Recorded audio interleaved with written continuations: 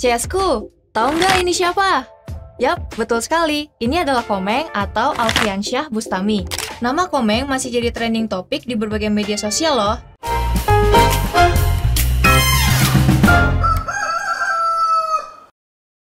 Gara-garanya, Komeng jadi calon anggota Dewan Perwakilan Daerah atau DPD. Nah, Komeng juga berpotensi lolos sebagai calon DPD. Soalnya suara Komeng sudah meroket jauh dari para pesaingnya. Sayangnya, masih banyak yang keliru soal majunya Komeng sebagai calon anggota DPD RI dari Jawa Barat. Yang pertama, banyak yang mengglorifikasi bahwa Komeng maju tanpa partai. Sebenarnya nggak salah sih, cuma ngapain dibanding-bandingin dan digede-gedein sama caleg DPR lainnya? Sebetulnya perbandingan itu kurang pas. Soalnya Komeng memang maju tanpa partai alias perseorangan. Karena calon DPD bukanlah perwakilan partai atau diusung partai.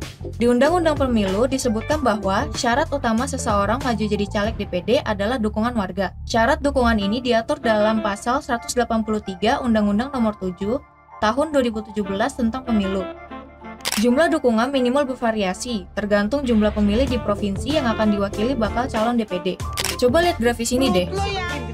Nah, Komeng yang maju sebagai calon anggota DPD dari Jawa Barat sudah memenuhi syarat ngumpulin 5.000 KTP sebagai dukungan. Sementara artis yang maju jadi caleg DPR RI haruslah perwakilan atau anggota partai yang ditunjuk partai. Yang kedua, kita juga keliru kalau membandingkan suara Komeng dengan suara artis caleg DPR atau caleg DPR lainnya. Sebab jumlah DPT-nya pun berbeda. Calon anggota DPD tentunya berkesempatan dipilih oleh pemilih dari satu provinsi.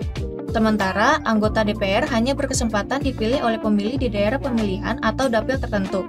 Contohnya, Komeng berkesempatan dipilih 35,7 juta pemilih Jawa Barat.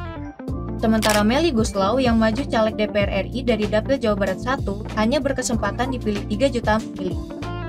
Kenapa begitu? Soalnya Melly Goeslaw hanya dipilih di dapil Jawa Barat 1, yaitu di Kota Bandung dan Cimahi. Yang ketiga, jumlah saingan Komeng di DPD dan artis yang nyalek di DPR juga berbeda, sehingga hasilnya tentu berbeda. Misalnya, dalam pemilihan calon DPD, Komeng hanya bersaing dengan 53 calon. Sementara, Melly Goeslaw harus bersaing dengan 122 caleg DPR RI dari berbagai partai di dapilnya. Makanya, nggak tepat juga kalau kita membandingkan hasil suara yang didapat Komeng dengan suara artis caleg DPR.